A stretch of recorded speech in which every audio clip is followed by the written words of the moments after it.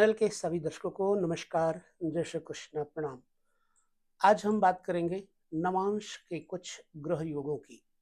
उससे पहले हम आपको बता दें, जन्म कुंडली में बुरे ग्रह प्रायः उन लोगों का ज़्यादा अहित करते हैं जो लोग ना माता पिता को मानते हैं, ना गुरुजनों को मानते हैं और यम नियम का पालन नहीं करते।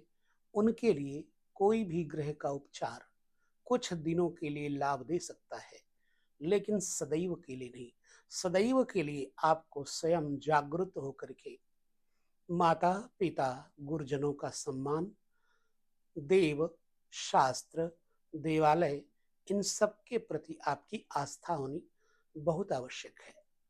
3 प्रकार के ताप होते हैं: मानसिक, शारीरिक और चित्त के। दैहिक, दैविक, भौतिक, इन तीनों प्रकार के तापों से यदि बचना है तो यम नियम का पालन अवश्य ही करें।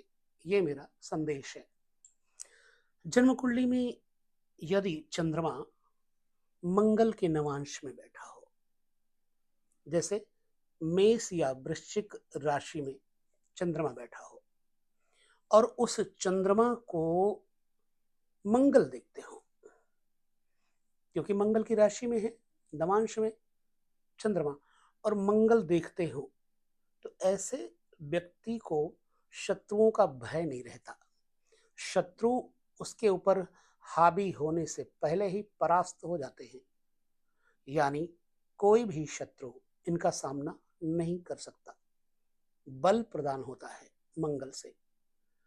और जब चंद्रमा को वहीं पर शत्रु जीतने के साथ साथ उसके स्वभाव में जो उग्रता होती है, उसकी प्रचंडता को देख करके भी शत्रु परास्त हो जाते हैं। माने मेष या वृश्चिक में बैठे हुए चंद्रमा को मंगल अगर देखेंगे तो जातक को शत्रुओं का भय नहीं रहता। स्वभाव में जातक थोड़ा क्रोधी होता है, लेकिन विनम्र भी होता है। ऐसे जातक में समयानुसार क्रोध आता है और समयानुसार वो अपने व्यवहार में चेंजिंग ले आता है। अब यदि चंद्रमा बैठे हो मंगल के नवांश में, मेष वृश्चिक में, और शनि दिखता हो, तो ऐसा व्यक्ति जादूगरी की तरफ की भी जानने वाला होता है। माने तामसिक क्रियाओं को करने वाला होता है, मायावी होता है। कभी कभी तो ये चोर और हिंसक भी हो जाता है। लेकिन यदि शुभत्व की तरफ जाएं तो यही व्यक्ति दुष्ट, चोर और हिंसक की बजाय रक्षा करने वाला रक्षक हो जाता है। पुलिस महकमा इत्यादि में अथवा मिलिट्री इत्यादि में यह व्यक्ति रक्षक की भांति काम करता है। अगर जन्म कुंडली में गुरु से दृष्ट हो जाए चंद्रमा, मेष या वृश्चिक में बैठे हुए चंद्रमा पर गुरु देखे, तो निश्चित बात है कि गुरु की तरह जातक में साधुतापूर्ण, यानी सत्य, निष्ठा, करुणा, मैत्री और सादगी होगी। लेकिन ऐसा व्यक्ति अपूर्व धनवान भी होगा। वेद वेत्ता, राजकीय वेश इत्यादि में इसकी रुचि होती है और ऐसा व्यक्ति संत महात्माओं का पालक होता है। अनेक व्यक्तियों का इसके माध्यम से रक्षण भी होता है। और ये ऐसे व्यक्ति को तो एक जगह सारावली में कह दिया गया है कि ऐसा जातक अनाथों का नाथ होता है। जो मनुष्य अनाथ हो उनका नाथ, यानी ये राजा होता है। राजा आजकल राजनीति में गए हुए सात्विक नेताओं को भी बोलते हैं। और यह विख्यात होता है, पंडितों से यह पूजनीय होता है। मतलब राजयोग, चाहे संन्यास में जाएं तो राजयोग, चाहे राजनीति में जाएं तो राजयोग, चाहे गृहस्थी में रहें तो राजयोग, राजयोग होता है। यदि शुक्र देखता हो चंद्रमा को मेष या वृश्चिक में नवांश में, तो जातक को स्त्रैण बना देता है, स्त्रियों के प्रति आसक्ति रखता है। ऐसा जातक श्रृंगार रस का अधिक अनुभव करके प्रसन्न होता है और श्रृंगार रस को प्रयोग करता है। नाना प्रकार के स्त्रियों से, सुंदर चेहरे वालों से इसका बहुत लगाव होता है। और ऐसा जातक कभी कभी धनवान, मंत्रणा देने वाला मंत्री और विशेष करके स्त्री के साजो श्रृंगार में रुचि लेकर के ये जातक स्त्रियों की तरफ ज्यादा आकर्षित होता है। ये मैं पहले भी कह चुका हूं। अगर बुध देखता हो, चंद्रमा मेष या वृश्चिक नवांश में हो और बुध देखता हो, तो जातक बहुत जल्दी जल्दी, देखा होगा बहुत लोग बहुत जल्दी जल्दी बोल जाते हैं, तो ऐसा जातक बहुत जल्दी जल्दी संभाषण करने वाला, हड़बड़ाहट में बोलने वाला, जैसे उसके पीछे कोई भूत प्रेत लगा हो, इस तरह से जातक बोलता है। मतलब अनस्टेबल वाणी होती है, टॉकिंग उसकी जो है ना, स्टेबिलिटी नहीं रहती उसकी, प्राय आपने देखा होगा।